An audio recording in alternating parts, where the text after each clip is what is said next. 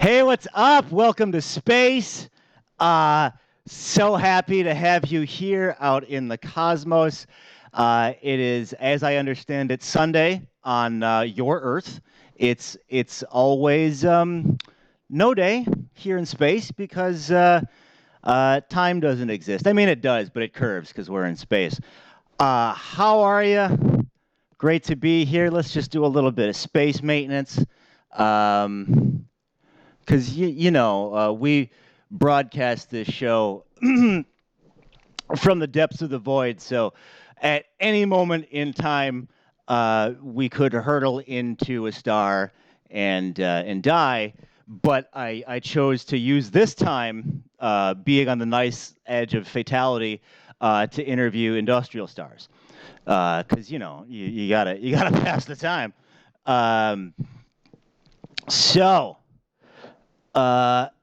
Before we get to our esteemed guest, I do want to talk to you a little bit about the esteemed Tiger Squawk Records. What's up to Eric? So, out on Tiger Squawk Records, we have the new Isserly. It's a doom metal thing. It's really good. That's free. We also have the free sampler. There's like 18 tracks on that. The Music of Space Couch, also free. Oh my goodness gracious. And 3 Bitman albums. You can't have those for free, but there's 3 of them, so it's amazing. TigerSquawkRecords.bandcamp.com. Goodness gracious. I'm so excited to have this next guest. It's something I would say of an inevitability because I mean, all sort of industrial roads intersect by and through this man. Truly, I feel the industrial music maester. My friend and yours, because let's face it, you know him. Ladies and gentlemen, Eric Gottesman, you are on the screen, my good friend. How's it going? Woo! Yeah. I'm good. Good to hear, man. How you doing? I'm great. It gets lonely in here in space. Space Dog runs by the screen every now and then, but I love Space Dogs. Oh, thanks, man. Space Dog's great. Yeah. I mean, she's really good. Like, if I drop butter or cheese or other dairy products, Space Dog takes care of that. Big ups to Eric Christopher and Shifty Dave already in the place. I'll let you know, when people comment or whatever. Right.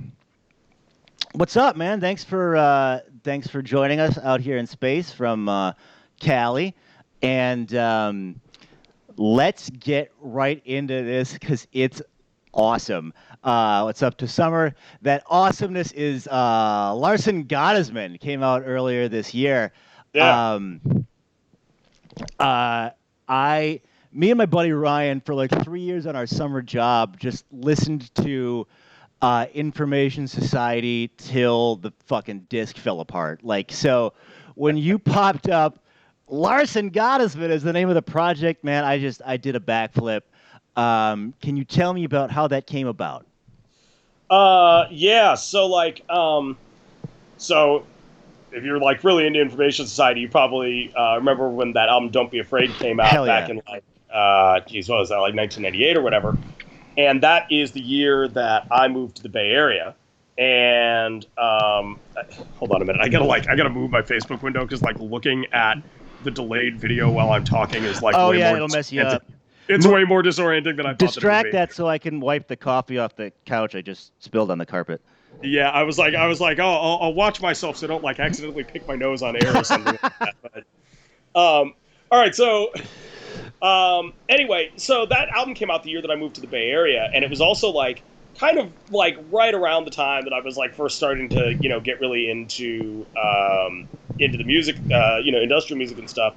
And I got really into that album, and the first thing, the first release that I was ever on at all, was this like compilation CD that had an Information Society track.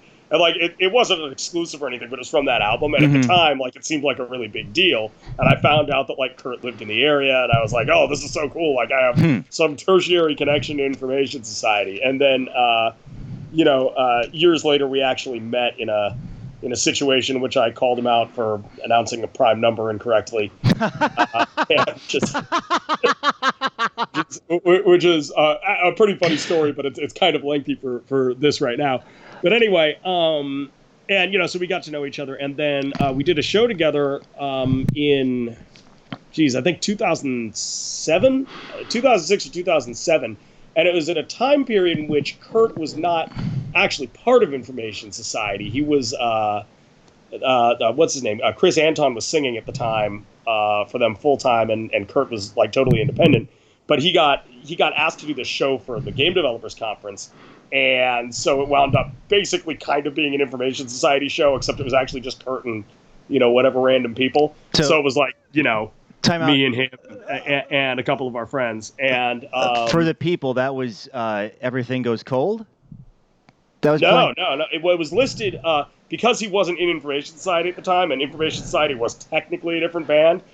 We listed the show as 415 Sound Covenant, and you can go like, if you look that up in quotes, or you look it up on DNA Lodge, you can find pictures of it or whatever. But anyway, but your band, when you say you played a show with, I personally.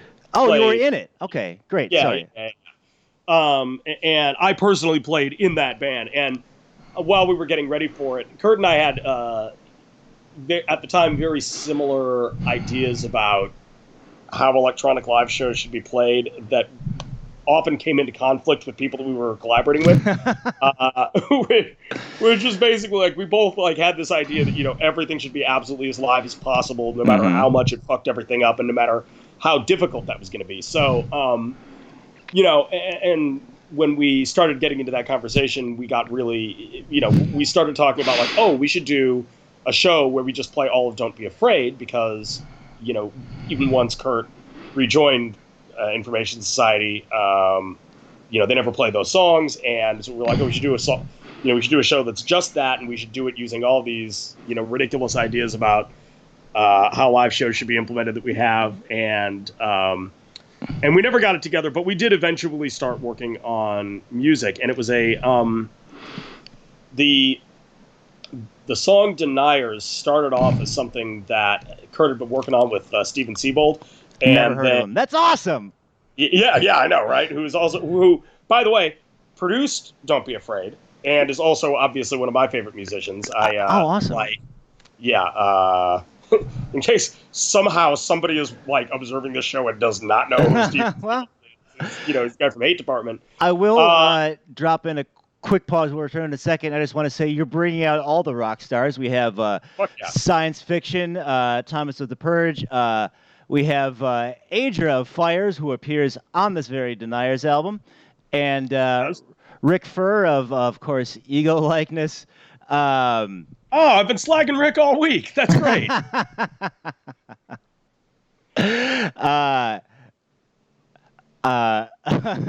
Sorry. Adra says, hey, come into, I personally played in that band. Eric, you've played in every band. We will get to that. So, there you are. Steven Siebold has started a track called Deniers. Yeah. Oh, anyway, long story short, Steven dropped out, and so Kurt asked me to step back in and finish the track with him. And nice. Kurt is a unique individual who is one of the strangest people I've ever met in my life. And we've known each other for years and have worked together in many capacities, but like we started that track in I think 2014. Wow. And it came out this year. Damn. And it was one track, right? Which is ridiculous. And I'm really happy with how it came out, but that's great. There was a lot of we spent a lot of time. First, we had a lot of time yelling at each other, sitting next to each other in the studio. Then we spent a lot of time mailing tracks back and forth to each other, yelling at each other over email. And eventually, I was just sort of like, listen, this is ridiculous. We have to finish this fucking thing. I don't want to think about it anymore. And I made a bunch of administrative decisions. I was like, you're doing this. I'm making the following lyrical changes. You're going to sing them. Kick ass. Here's what we've done, and just do it. It's what you got to do. Like I say before, it's some of nothing. It's, it's all of nothing, or, you get it. Did he like hide the various tracks on the internet and make you find them on a scavenger hunt with a baud rate modem? That particular thing is another thing that Kurt and I have in common, which is another reason that I thought it would be cool to work with him. Since I don't know if anybody listening, well, you do, Ryan. You remember the ridiculous scavenger hunt for the C: Slash special edition thing. Interesting stuff. Yes. Yeah. I appear on that. Yeah. Wait, do you? I thought that was what the high voltage cover was on. No, that was Colin Slash. No, that was the special edition of the first Everything Goes Cold album. No, the C: Slash thing we did. There was a thing where you had to like telnet to a certain port, and it would bring up this like pseudo adventure game that would lead you to a hacked Zelda ROM. It was. I spent way too much time on something that only 50 copies of ever existed. But anyway. Then we got into like a whole thing about how we were going to release it. The track is about climate change, and Kurt had a bunch of ideas about how we wanted to release it that was going to somehow benefit climate change. And I was like, listen, man, this is industrial music. It's not going to make any fucking money. We got to just get it into people's hands, and that's kind of going to be the end of it. So I got Adrian from Fires, and I got Daniel from Glass Apple Bonsai to do some remixes. And which are amazing. Which were fucking awesome. And we Bandcamped it up, and that was it. Well, let's take a listen to it now. No, you're not on screen right now.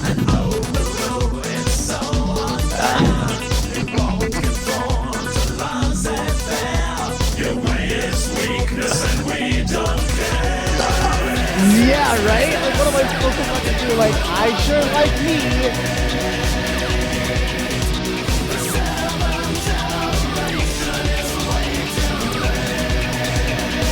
Yeah. I mean, there's about 15, 20 seconds left on the player. I didn't know it was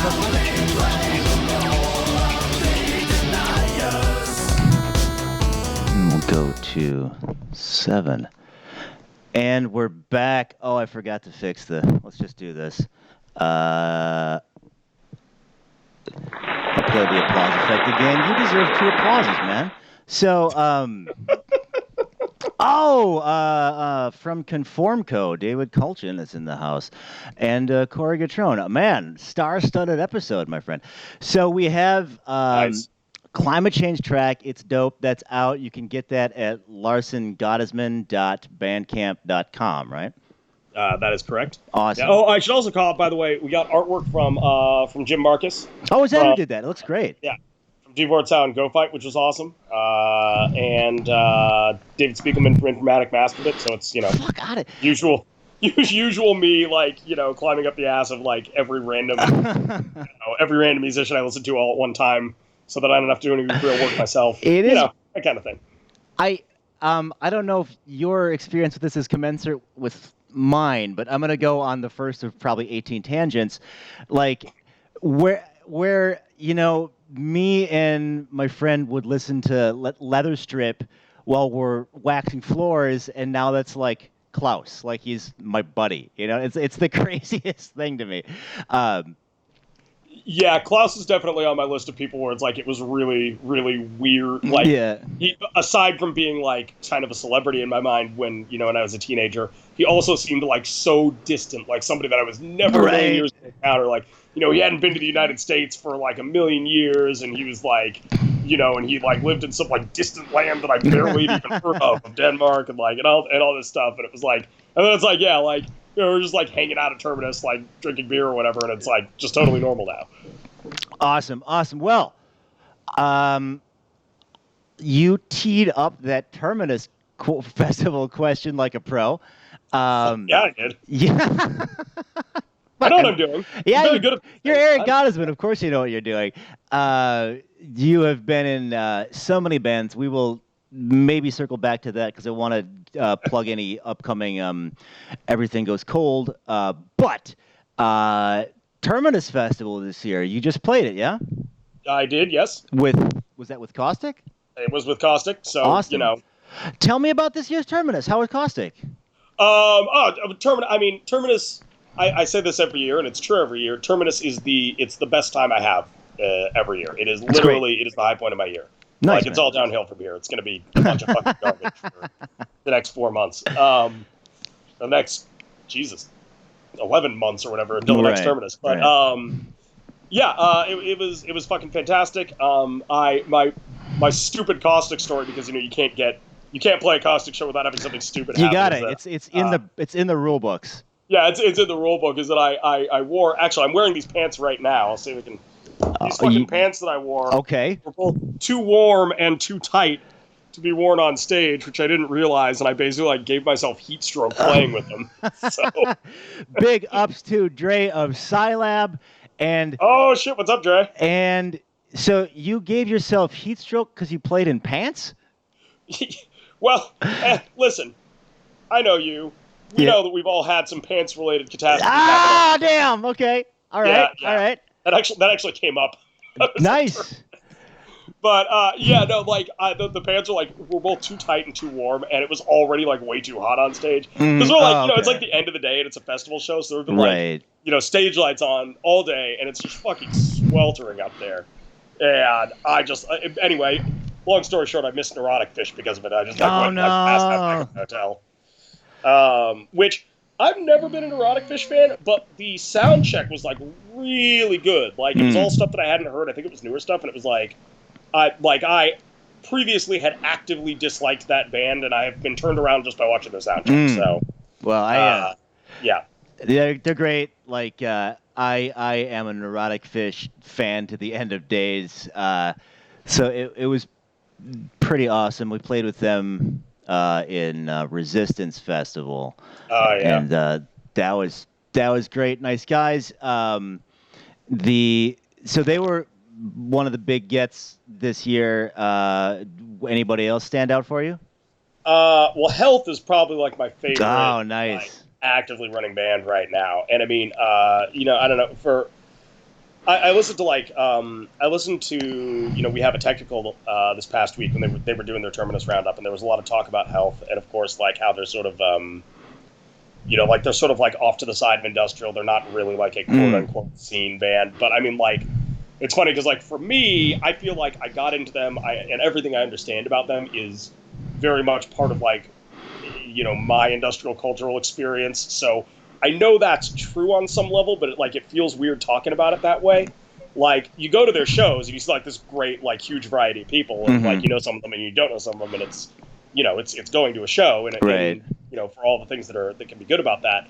But for me, they're just this great industrial band, and I really like them. That's awesome. I hung out with Jake, their singer, for a while, and we talked a little bit about what's going on with them, and that was cool. My big thing for just the last couple of months is picture playing. Yeah! So I saw them with Health a few years ago. They came through with Youth Code to Boston recently. It was great. Yeah. But I saw them with Health when they played with them in 2015 or something, and I didn't like it. Mm-hmm. And I had listened to some of their remixes, and I'd listened to some of the stuff in Bandcamp. I didn't like any of it, and then I was I don't know, before Terminus this year, I was I got to revisit this band. I think maybe I didn't get it before. I don't know. A lot of my friends were really into it, and I didn't, and it was something that I felt I should be into, and I wasn't. So Ben, how the fuck do you pronounce Ben's last name? I always want to say Ternakis, but that's not right. It's Turkantanis. Oh yeah. Anyway, Ben from Grendel says, "Oh, you got to check out the new album," and I did, and it's fucking fantastic. It's probably my number one release of the year so far. It's great. Yeah, it's great. And so that was a really fun show to see. How Job was outstanding, Covenant was outstanding. Awesome. So I mean, kind of usual suspects there, right? Right, but that's kind of the magic of Terminus is you get health who isn't, let's say, capital I industrial, but you get that next to your how jobs and covenants, and it's just this wonderful, to me, this wonderful like marriage of it. Yeah. So, but how the Caustic set went well for you besides Oh yeah, of course. Heatstroke of the dick? Yeah. The Caustic sets. I mean, they're. I actually don't like, as much as I enjoy like talking smack about Matt, and for no good reason, because that's how he is. I don't mean this in a bad way, but Caustic sets are the easiest sets for me to prepare for. How's that? Because the song structure is kind of loose, and the stuff that I'm usually playing bass, and it's not like I can kind of just have fun on stage, and there's no you can't really mess up in Caustic, like no matter how bad the worst mess up I've ever had was like during Bury You Alive, like changing to the double time with the eat shit fuck you at the wrong point. That's the worst fuck up I've ever had in Caustic, which is ultimately probably not that bad in the scheme of things. So yeah, that was fun. Caustic, but you have your musicianship is A+. Maybe you feel that a bit more. Well, I mean, I go out of my way to make things difficult for myself. Go on. Yeah, as anybody who has ever had to talk to me about keyboard parts is probably painful. But yeah, I go I'll play I don't know, if I play an area show or something. I've got to sit there and spend a bunch of time. Designing sounds and stuff like that. But then also usually the stuff that I write for myself is they're pretty dense keyboard parts. And in Caustic, even when I am playing keyboard, which I didn't this year, it's usually a lot of make some noise and that kind of thing, just because of the nature of the project. So, and it was sort of the what I consider for me to be the classic Caustic lineup, where it was me, Matt, Katja, and Eric Ayler. So it was I feel like if I was gonna go see Caustic, and I was some other person who's not me, that's the set of people that to me are the Caustic, yeah.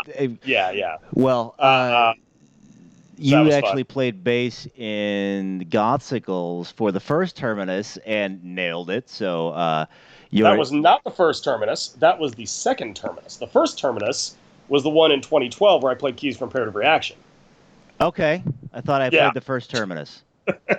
You played the first Terminus that was where it was oh, this is going to be a real thing now. Oh, okay. Yeah. All right. Thank you for that clarification. Well, that's the Gothsicles and Caustic and Larson Gottesman. Let's focus to, correct me if I misspeak, your main project. For those of you joining us or the people at home, Mr. Gottesman is an extremely prolific musician, but is it fair to say that your main sonic arm cannon is Everything Goes Cold? Yeah, I mean, that's the thing that's me, right? Awesome. Larson Gottesman is half me. That's the name. Right. Well, your name is literally in it, but that is Larson Gottesman is kind of as so far it's a one-off thing, and Everything Goes Cold is more of a going concern. So to that end, what do you got going on? You working on new stuff or what? We are working on new stuff. The two of the guys, Morgan and Jamie, are in another band called Strip Liquor. Who? Oh, word. Okay. Yeah, who you may have just seen on tour with Grendel. No, I was doing the Mechanismus Festival. I had to miss him in Boston, but you at home may have just seen the audience. I don't know. As soon as it came out of my mouth, I'm like, it's about you fuck. Sorry, that was on me. Anyway, them and our friend Devin Nixon have another band called Strip Liquor. They were just on tour with Grendel, and so we were sort of on hold from doing any band stuff until they got back. They're now back, and then of course Mike, our drummer, immediately left town. So anyway, once everybody's in the same place at the same time, hopefully we'll start getting back together on some band stuff. But I've been doing some writing. It's been real slow. I made a post on the Everything Goes Cold page a couple of weeks ago on the 5-year anniversary of the release of our last album, sort of about why things have been slow. TLDR on that is that album didn't sell well, and we had a lot of sort of business-related catastrophes that contrasted what I saw as being like, this really, what I thought was like a really great release. I really liked that album. That's great. I mean, I love it. Yeah, and everybody thinks the last thing they did is their best. So for me to say that is sort of, it's a little bit inherently hollow. But it was definitely, it took place at a point in my career where it just kind of slowed me down a little bit, and I had to just go focus on some other stuff. Interesting. But we were always, Everything Goes Cold was always intended to sort of be a 3-album thing. I always sort of had this, not to get all pretentious and weird about it, but like a story arc kind of a thing in mind that I wanted to tell over the course of 3 albums. So, so I was like, we're not done until we do that third album. So, working on that now. I have an idea of who's going to be involved in terms of new people. It'll be. I'm gonna try. I want it to sound in the vaguest possible terms darker than the last album. And so I'm trying to choose people to work with in that capacity who are gonna have my idea of like what that might mean, that I'd be able to communicate with well. So that's going on. The last thing we put out is a song called "We Don't Deserve Happiness," which was on the last Electronic Saviors comp. Nice. And I always those comps are always weird for me because I always feel like, God, these are so long. They're, what is it, like 6 or 7 discs or 8 sometimes. Right. That I feel like I worry that people are going to get lost in them. Totally. Because you can't sit down and listen to 8 discs of music all at once, right? It doesn't feel like an album. And, but at the same time, it's like this really great kind of showcase of like everything that's going on in the scene at any given time. And of course, like the charity thing, like, I guess we want to cure cancer. Yeah. We'll fit it in. All that, but it's really long, and I worry that stuff's going to get lost. And Jim gave us he put us right near the beginning of the comp this year, which I thought I was really flattered by that, especially because of course, just the list of people involved in these things is so pretty intense. Awesome. So hopefully, people who fell asleep midway through their 8-hour listening session got to hear it. But that was exciting for me. A, it's always great to be involved with that, and B, because it was the first real new piece of music that we've done in a long time. So and I think it's a good song. So that's gonna probably appear on the new album in some form, and it's sort of it probably sounds a little bit more like the older material than the rest of the stuff that ends up on the album will. But yeah. Well, everybody can check that out. But then, sorry? I was just going to plug the album. That's the last Electronic Saviors. That's on Distortion Productions. I think it's distortionprod.bandcamp.com. Check that out. Sorry, just wanted to jump in with it. Although, actually, aren't the Electronic Saviors comps? They're in Metropolis. Yeah, I'm sorry. Yeah. I fucked that up. Just Google Electronic Saviors. It'll come up. You're smart. You'll find it. You guys can figure it out. You're good. Yeah. And then we're trying to play some shows by the end of the year. Nothing firmed up yet. Probably, get out of town for the first time in a while. Probably going to have at least a couple of people who are currently watching this right now involved. Oh? Hold on, let me zoom in as threateningly as possible there. All right. That's the screenshot. From the chat room, Sylvain asks something kind of interesting. All right. I wonder, is there any difficult thing that has taken years and where either of you on the couch went, oh man, I'm such a dumbass, when someone just gave you a very simple answer that fixed everything? Wait, hold on. Has there ever been like a big thing, and the question is open-ended, but it's a task or something that's taken years to accomplish that you realize after the fact might have been a simpler solution? I mean, it's funny because that's my day job stuff. That is a very, very regular kind of issue. Okay. But I mean, in the course of music stuff, I I mean, with the exception of minor technical notes, I don't think so, really, because I mean, like, I think about there's a few things that that come up in music that I guess I would say are challenges. Mm-hmm. Playing stuff, it's kind of a matter of practicing, and the technical process of making sounds and writing music. I mean, if I fuck something up 20 million times in a row, or I don't understand how to do it 20 million times in a row, like that's still, there's inherent value in that, right? Like, yeah, totally. I mean, yes, it's worth its weight in gold. Yeah. So if there was something where it's like, I'm trying to, I don't know, do something writing wise or music creation wise in general, that maybe there's a simple solution to, in terms of like, I'm trying to, fill this with 13 parts, and the best thing is to have like a bar break, something like that. I'd say that, the value in, the value in getting there is probably greater than 1,000%. than even the value of the actual completed product in some ways, which is weird coming from me, because I'm somebody that's like, I don't really enjoy the writing process. Really? Which is one of the reasons that it takes me so long to write. Like, I don't really. It's also why, in some of the stuff we talking about beforehand, when you were asking for the gear I was excited about. Like, I don't get into a lot of the gear stuff the way that a lot of people do, because it's like, I have something in my head and I want to get it out. Interesting. And the writing process is this like frustrating middle section between, writing it in my head and actually getting it out. So I don't. So I think I don't engage with some of that stuff in the way that some other people do. So most better musicians than me, but. No, I mean, that's fair. Like, you see, correct me if I'm wrong, but you see in completed products where, like, former guest of the show, Scott of Ardensphere, talked about sort of going into the studio and building pieces and then constructing those pieces and going, oh shit, I have a track. You're like, I wake up in the morning and I want this, or I hear these lyrics, or is it a complete process? Yeah. Okay. It's and Scott's a really good example. Like, Scott is somebody who I know is like, he gets, I think, artistic fulfillment out of doing some of those more technical aspects of creation in ways that I tend to find frustrating, because it's like, well, I know what I want this to sound like already.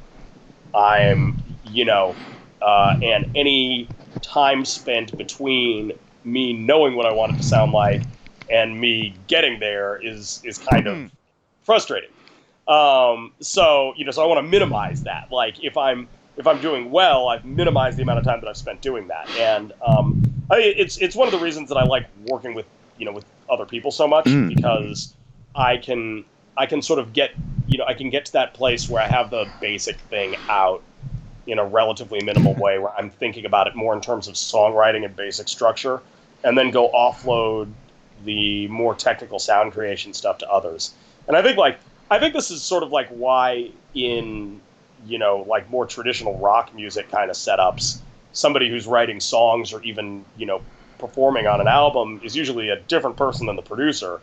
But then when here in electronic music land where we are, that's less the case. But you do write music with a full band, like you had cited band members being out of town before. Yeah, well, we're trying to do it more collaboratively this time. Okay. On the last album, the first track was just Morgan redoing a track that we'd had on the prior EP. But then the rest of it, I pretty much did all like the writing myself. Like, there's definitely like, and the band that we did, it was a different band at the time. It was a totally different set of members except for Mike. And Morgan was actually, it's funny, Morgan did all that work on the first track on the last album, and he wasn't even in the band at the time that we did it. He was just a friend of mine that who was in this other band that I really like called Crash Faster. Actually, hey, that's something I should talk about. I'm working on a fun little cover project with Keiko from Crash Faster. So if you're really into chiptune, we're working on that. What? Yeah, so that's going to be fun. It's and her what's her main project called? Alice Knows Karate is her main thing. So that's going to be out eventually, and it's probably just going to be like I think we're just doing like a Bandcamp singly kind of a thing. But and it's just a fun cover, it'll be It'll be, obnoxious 90s music. All right. Well, I'm into it. Yeah, you'll be. From the chat room, Anita Sheet wants to know: would you rather know the date of your death or the cause of your death? I'm gonna say cause. I think you could get some better lyrics out of that. I'm gonna go with date for several reasons. First of all, you can be like, oh, if I'm gonna die at this time, like the week before, you just go fucking nuts, just go do nuts. whatever you want. Right. That's thing number one. But thing number two is, if you definitively know the date, I would say that it can give you some cause over the control. First of all, I really need to know if Anita has watched the movie Krull recently, if she's thinking about the Cyclops, and if she's maybe like been writing Krull Cyclops slash. Because they can know like the date of their death or something, right? Yeah, that's the thing. They can they know the future, but they only know the future of their own death. Oh yeah. Yeah. Okay. Well, it's so bad. I love that movie. Yeah, they just did the riff tracks of it in Boston. We laughed ourselves into torsion. It was amazing. Everybody check out Krull. It is the best Dungeons and Dragons movie, including the Dungeons and Dragons movies. I feel like including the Dungeons and Dragons movies just sets the bar lower, doesn't it? Oh yeah, it's oof. They are. Those Dungeons and Dragons movies are like the level 1 characters of movies to get meta on it. Yeah. Speaking of games, you and myself are wild lovers of electronic music of the industrial persuasion. If you had to create a Mega Man style video game where like the bosses partake of industrial music, what might some of those levels or powers or bosses be? Okay, so I made some notes on this. I was gonna do like I was gonna write like a list of like 30 of these, and maybe I'll write it up later. But I didn't get that far into it. But in the traditional Mega Man style, everyone has to have the Mega Man style names. So right. Everything Goes Cold Man would just be, Edgar G. Chillingston, our fridge, throwing the contents of the fridge out because that's, already a thing. So good. Caustic Man would just eject the contents of his bowels on the author. Three Teeth Man would shoot mustaches. Love it. Author and Punisher Man would just have exactly one shot, but it would be throwing that gigantic fucking... Tristan sits in at you, and it would, it'd literally be like a one-shot kill. Yes. Like a really, really slow one-shot kill. It's like the Flash Man of Industrial. Like, you use it once, and then it's just gone, man. Yeah. Fire's Woman would shoot mustard, like just straight up fucking mustard, possibly out of the pickles. Fire's Woman, get on it. Grendel Man, this is kind of like an obvious and ancient aging joke, which I feel a little bad about making, but Grendel Man would shoot you with Full Metal Jacket samples. Okay. So, I dig it. That's all I got. No, I love it. Those that dope little door that opens up when you would go to the boss level of Mega Man? Yeah. Can the Grendel level, can you unlock that with the death key? I don't think there are any. Are there keys of any sort? There's not. Mega Man? There's not. Yeah. I guess the death key could be like the fucking. What was it in? I think it's Mega Man 2 has the thing where there are the destructible walls, but you can't destroy them until after you get the Crash Man. The one things. There are a bunch of like areas that are inaccessible. Yeah. That could be a death key. Okay. Dope. I like. God, I haven't thought about death key in a while. Jesus. Yeah, that just came up in the mental hopper here of my brain. That was. Well, I mean, like, I knew this conversation was gonna go that way because it's like millions of death key for the uninitiated. We won't go too deeply into it, but there are great tracks on it from the Gothsicles, Mr. Gottesman himself. Look that up. You had touched briefly on your day job, and I know your day job is your day job, but like I'm kind of a dyed-in-the-wool comic book guy, so it's fascinating to me.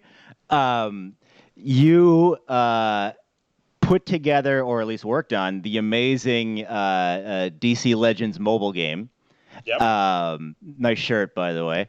And I was wearing this for Alex Kennedy just in case he's watching. Well, we will archive this and podcast it, and he can partake in the magic.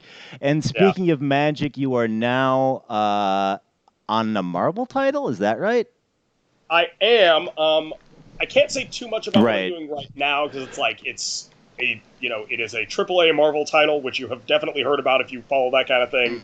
And so I can't say too much about it, but you can figure out what that is very easily by doing the tiniest modicum of research, and we'll just leave it at that. But I can talk about DC Legends because it's out already, and also I don't work there anymore. So okay, fuck 'em. Well, I mean that's awesome. Like, what's it? Oh, sorry, I didn't mean to cut you off. But like, I want to know like what that world is like. And my fiance does games as well. So I know a little bit about it. But like, you're working with these iconic properties. Like, I get to decide how Green Lantern shoots or whatever. Like, is that on the Supermark or not? Yeah, well, so what I do, so I'm a DevOps engineer, and so it's all like sort of really back end, server infrastructure stuff. So I'm not generally sitting there making decisions about, like, for example, what constructs Green Lantern's going to assemble or something like that. But being in the studio and working with those people, I definitely did walk into a fair number of meetings where people were like debating like who the next character was going to be that month, and I was going to be like, no. We need, we had this big board at Warner Brothers that was like the list of characters that we had planned for any given month, and the order they were going to go in. And I would pretty regularly like either modify stuff or nice, man, without telling anybody, cool. Or go get into arguments with the designers or whatever about that sort of thing. Nice, like Shazam would never. Yeah, Shazam. Actually, so when in the early days of DC Legends, Shazam was in there pretty early, and he sucked. He was awful at the beginning of the game. Okay. And like he was one of the first characters where we were like, we really need to like refactor this guy because he sucks, and like they fixed him up, and now he's much better. Awesome. So yeah, and they've done some since I left. They did that raid boss mode. We can go fight Darkseid, which is awesome. I way back in the day, like one of the first things I said, I remember when it started, there was we should get the new gods in there, we should get Darkseid in, and DC had some reasons for not wanting us to do it at the time, and I thought it was never going to happen, and then I left, and they finally got it. And now, like, Mr. Miracle's in there, and Big Barda. I got to get back into it. Mr. Miracle's my homeboy. Yeah, Mr. Miracle's pretty good. He's the last character that I really invested in powering up in that game. Yeah. Did you read that Mr. Miracle title? The Tom King Mr. Miracle? God. Yeah, it was so good. So right? good. Yeah, actually, Alex Kennedy and I were just talking about this recently, and he was saying that I guess a lot of people that he knows really didn't like it. They felt that it was... Yeah, but yeah, I loved it. I don't... it's funny, other than, like, I guess you, Alex, and basically, like, other industrial scene people, like, I'm not really involved in, like, the comics scene. Like, I don't go, like, I don't go on, like, comics forums and stuff like that, because, like, I feel like... Yeah, there's levels, but... Yeah, but I feel like in, like, the industrial scene, we're relatively good at self-selecting, where we've got, like, a relatively small percentage of assholes, like, compared to other places. But it's something, and, getting into comic books as an adult, especially right now, it's, like, the first time that I've been into something that's, like, really, like, popular while it's popular.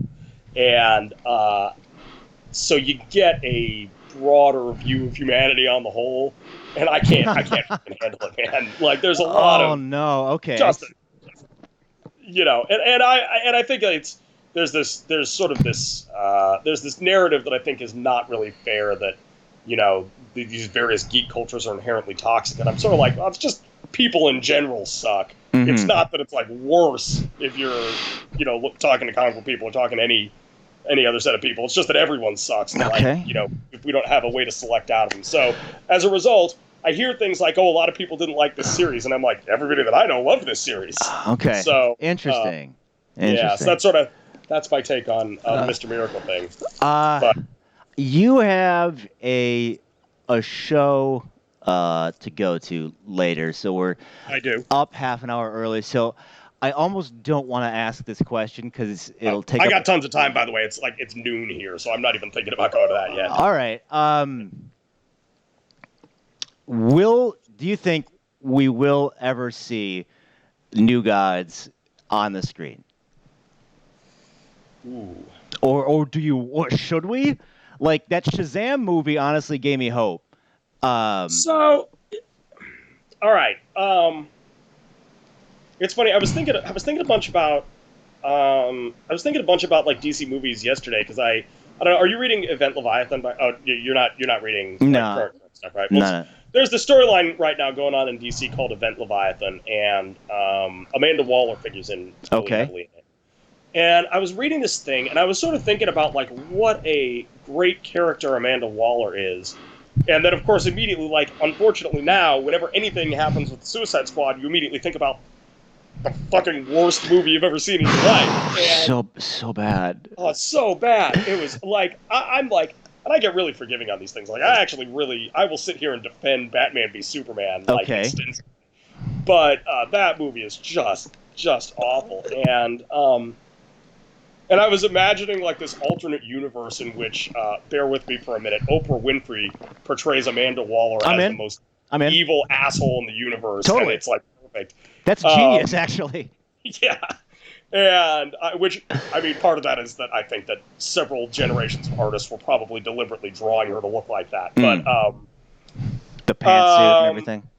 But yeah, but I was thinking a lot about the DC franchise as a result, and it's funny because it's easy to rag on them because of their missteps, and the biggest misstep. I mean, as much as bad as Suicide Squad was, I wasn't offended by it because I don't inherently care that much about Suicide Squad. Like, I don't really care if they fuck up, I don't know, Harley Quinn and Deadshot, like whatever. Like, I would have liked to have seen those characters portrayed well. I would have liked it to be a good movie, but it's not killing me that it wasn't. Justice League, though, was unforgivably awful. It was the worst one, in my opinion. And that was like not only messing with characters that I liked, but also unpopular opinion time. I think Ben Affleck was fantastic as Batman, and you could tell watching that film that he knew that it was just that it was a disaster from start to finish, and he didn't want to do it, and it bummed me out.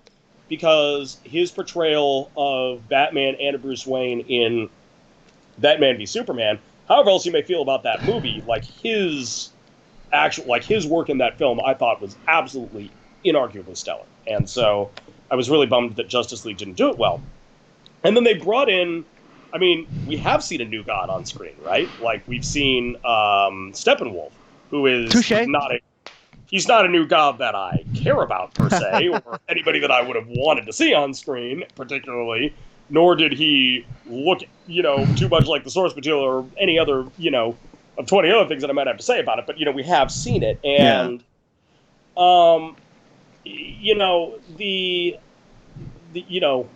the upbeat, intra-company emails we were getting at Warner Brothers all made it sound like everything was going great with the Justice League movie, I thought, when it came out, and I have no idea to what extent that was authentic in terms of money or anything like that. Okay. And, so I don't know if they're going to finish that franchise, but yeah, it's certainly not looking like they're going to. Okay.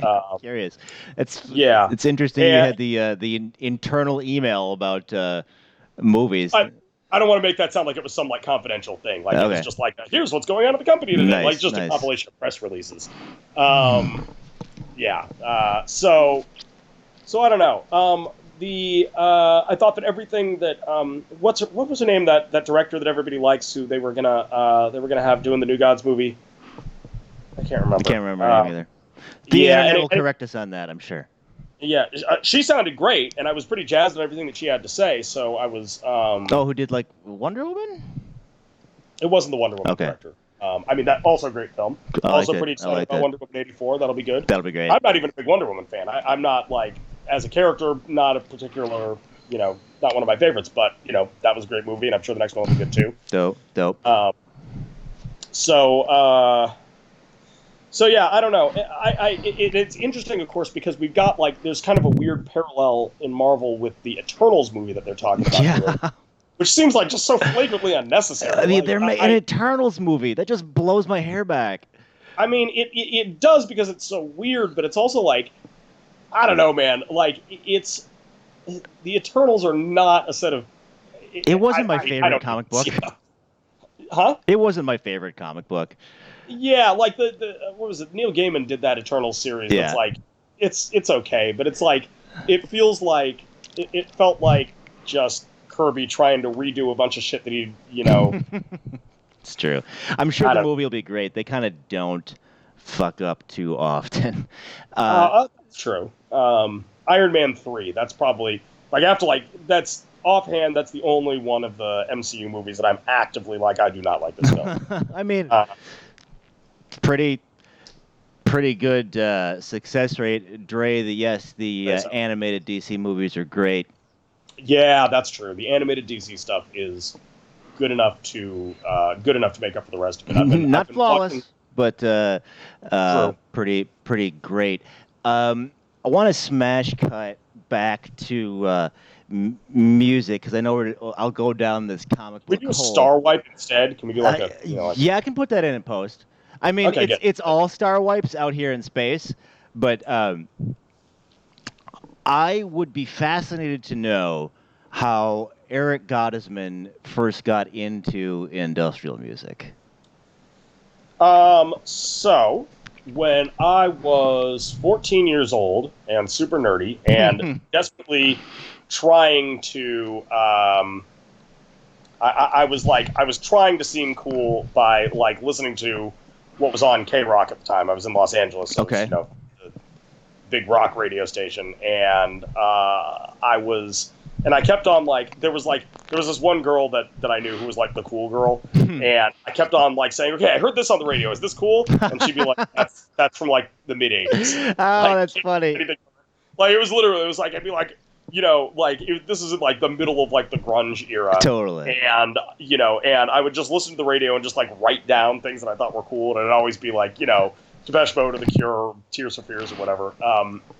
But I wound up in this kind of like, let's call it a vaguely punk rock band, and our guitarist, a guy named Jonathan Stout, who I'm still close friends with, he's got he now does big band music, which is fucking incredible. I highly recommend, especially if you're in the LA. Well, they tour a lot, but if you're in the LA area and you can see John Stout and his orchestra do that. All right. John Stout, the Campus 5 on record. Anyway, he was in one of those Columbia House programs, like the get 20 CDs for $1 kind of things.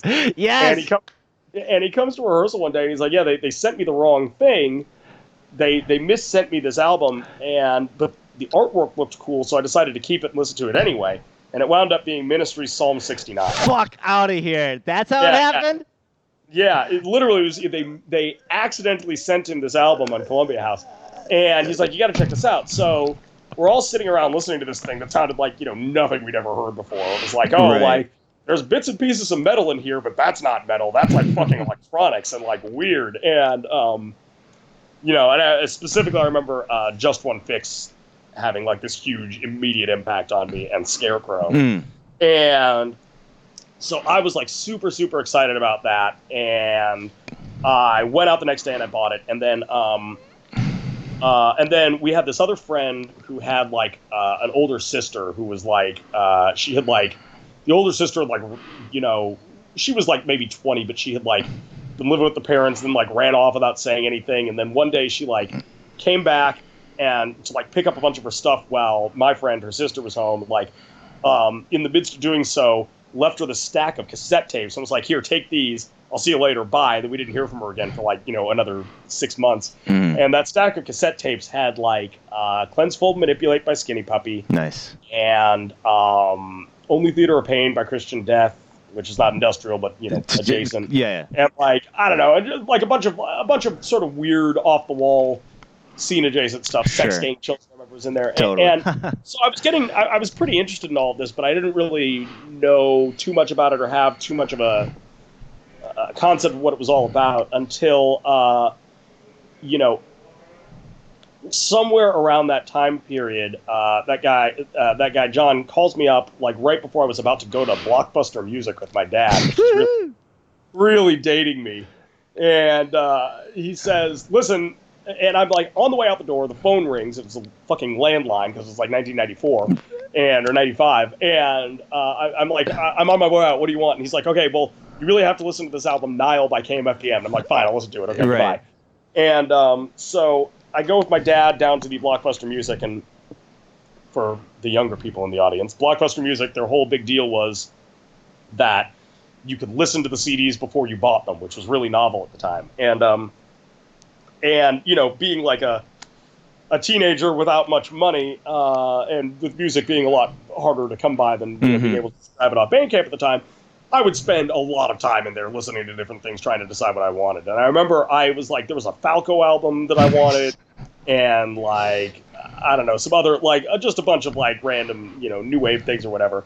And then right before we were about to leave, I was like, oh, I guess I should check out that thing John told me about. So, so I picked up Nile, and, you know, had them put it in the thing. And like, you know, the beginning of that album, there's that weird little like vaguely rhythmic mechanical noise at the beginning of Ultra. Yes. Oh yeah. Like, I got to that, and I think I heard like maybe about a second of like the bass line at the beginning, and I hit stop, and I had to take it out of the player, and I like immediately was like, "That's it, I'm done. This is what I'm buying." I love it. And like that was the moment. I was like, that was that fucking 3 seconds worth of shit. Totally. Like your mind comes alive. I love it. You heard it here on Space Couch. If Columbia House or whatever hadn't fucked up a CD order all way back when, the face of industrial music would be wildly different than it is today. That's amazing. Yeah. I'd like to think I would have figured it out eventually, one way or the other. I mean, there's no way you're not gonna. Like, it's the great magnet of the universe would have pulled you towards the dark, sweet song of the industrial void.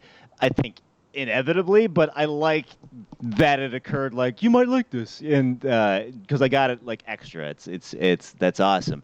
Oh, Tal from Glitch Mode is in the place. Nuclear Sun, what's up?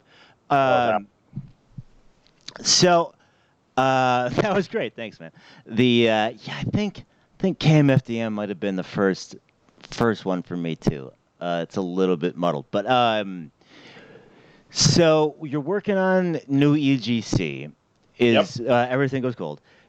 Is there anything about that project that people might not understand, or that you would want them to know? Well, I just wrote that really, I don't know if you read that like really lengthy like history of the last album thing, and I covered a lot of the stuff that I think I would normally answer that question with. I see. Okay, so people should go there, but which is not to say that it's not worth talking about more. I mean, I think that. Oh, hey, Scott's here. We were talking about you earlier. That would be Dr. Herbaceous Lovenstiles. That's my name for him. All right. So, you know, everybody can feel free to call him that all the time. I cut you off. I guess, like, especially with the last album, well, it's funny because I don't think I'd do this now. The last album had, like, a lot of sort of political undertones that were deliberately subtle. Mm-hmm. And I always sort of, like, I wonder whether people pick up on them. You know what I mean? Mm. Like, I invested a lot in trying to never say what I was trying to say directly, because I just feel like it's not a good way to write lyrics. Interesting. You know, I always feel like the worst thing, you know, the old joke about like industrial music lyrics being really terrible from the old RMI FAQ. You know, I'm really like, I get overconscious about that. So I spend a lot of time like trying to make my lyrics not suck. And one of the things that I always feel like is the killer problem in industrial lyrics, the worst thing that people do. And I'm really kind of talking about, you know, like our generation of this, which is, it's weird to say we've got a generation, but you know, we do. Maybe bands that maybe start in like, you know, from like the mid to late 2000s. And so on, that sort of phase of especially like American EBM adjacent stuff. we've got a lot of acts who structure their lyrics in this way where it's like, I feel this way because this thing happened. Okay. Right? Like, I am sad because you broke up with me, for example. Or, I am angry because there is this particular problem in the world, that kind of thing. Right. And it, like, those might be the point, I am sad because you broke up with me might be the point that you're ultimately trying to make. But saying it literally in that way, it breaks the sort of musical equivalent of suspension of disbelief, where it, and it stops feeling, and it also, I think it makes it hard for people to connect to music as well, because then it feels like you're explicitly talking about yourself rather than maybe talking about the person, maybe talking about the listener, for example. So, and I try to extend that to everything, and in terms of my my own lyrics. But there are times where it's like, well, there is legitimately some sort of point that I'm trying to make, and I don't, and I'm not a master at this. I'm far from a poet laureate about writing lyrics or anything. I'm just attempting to have some degree of subtlety. And so I guess for people who actually spend time with my music, it might be worth trying to deconstruct things a little bit. Maybe something interesting will come out of that. Totally. Or maybe you'll lyrically misinterpret me and it'll be awful. But yeah, I guess that's something that I think about a lot when I think about like what people might not know or might not understand about the band. That said, I think that especially with that last album, I feel like I was pretty successful in reorienting anybody. I think for people at least who heard the album, I think I was pretty successful in reorienting people's view of us from being like a more humor-focused band. Yeah, I mean, because you're coming from Seacall and Slash. Yeah, of course. Which I mean, it always sounds. And you and I have had this conversation in great depth so many fucking times over the years. But there's always that thing where it's like there's humor and there's novelty, and like the qualitative difference lies in is it good? Right. If it's fun, but it's also good, then then it's humor. But if it's just if the only value is in a one-trick joke, then it becomes novelty. And I think we escaped from being part of that conversation almost at all, which was sort of my intent, because I think it's obviously the Gothsicles have like a humorous slant that's like baked into the DNA of the band. Yeah. That is, that's a major part of what you're trying to do with it, in a way that was true as well with Seacall and Slash, but is not true with Everything Goes Cold, where it was like, well, it's an aspect of it, but I wanted to be able to write more personal songs. And in the first album, I think that was a little bit, it was a little bit more difficult because, we had like, I've Sold Your Organs on the Black Market to Find It, which is the minivan, which is obviously the best song title I've ever come up with. And it was, and we had a bunch of like funny stuff in there. And I feel like it still feels like a successful whole, but I think that for some of the audience, that stuff maybe was a distraction from the overarching point. And it's been really interesting watching people respond to Pop Will Eat Itself coming back over the last couple of years. Who are, one of my all-time favorite bands, and they've become sort of my model for how I want to deal with the tone of the band. Oh, no shit. Yeah, like where it's like Pop Will Eat Itself has a bunch of funny stuff. And, if you go and read contemporaneous reviews and interviews, there are definitely people who responded poorly to the more aggressive and serious tone of their, the last couple of albums in the original iteration of the band. But for the most part now, when we all go listen to them, you can go listen to, Ugly or something from Go Box Frenzy, and then go listen to Everything's Cool, and not, which is to me, a very like direly serious song, and not feel like these things don't match or they should be different, different bands. That's sort of, I guess, the model that I'm going for now. No, that's awesome. I totally feel that. No, I was looking at doing that a bit with the Gothsicles, but We'll see. I mean, the name of the band's the Gothical, so like, what the fuck am I gonna do? But like, maybe I'll start one of those side projects I hear so much about. Oh yeah, I hear those are popular with the kids these Yeah, days. yeah, yeah. I don't partake myself. I don't know if you've ever started or been involved with any sort of. Oh, Okay, no. word. I just Okay. wanted to. Yeah, no, it's really one might have expected you to start some sort of side project that might have a theme of some sort of classic video game, something like that. And yet I guess it's just never happened. It's just not. It's not my wheelhouse. It's not in the cards. Right. Like, if you ever run across like, I don't know, information society or something like that, you may want to start a side project. Yeah. I am going to steer the Space Couch spaceship. God damn it! I always forget to say my catchphrase, which is "Call the spaceships to Davenport." Oh God. That's really good. I'm a big fan of that catchphrase. Well, yeah, it's not a catchphrase because I tell myself I'm going to lead off on the show with it, and I always forget till the very end. So now it's like a treat. It's like a treat for you guys, like that Wumscut track "Die in Winter" when it kicks over at the end, or no, Capital Punishment. I meant to say, but the point is that I'm going to start pulling the couch back into the space dock here. So we covered a lot of ground. Thank you so much for appearing on Space Couch. You are welcome back anytime. It's been a blast. Great. I'm going to randomly show up on your couch at like some random point, and you're going to bring that up, and then it'll be That'd really be great. awkward. Yeah, no, totally. Yeah, it was standing off. I mean, you may have to nudge the dog over for couch space depending on the time of day, but I'm just going to lean up on the space controls here, and we're just going to kick it on over into the outro screen. We can talk over that. But so if you have any final thoughts, you can just dump her in now. Oh shit, it's a lot of pressure. Yeah, I know. I sprung it on you, but the show notes.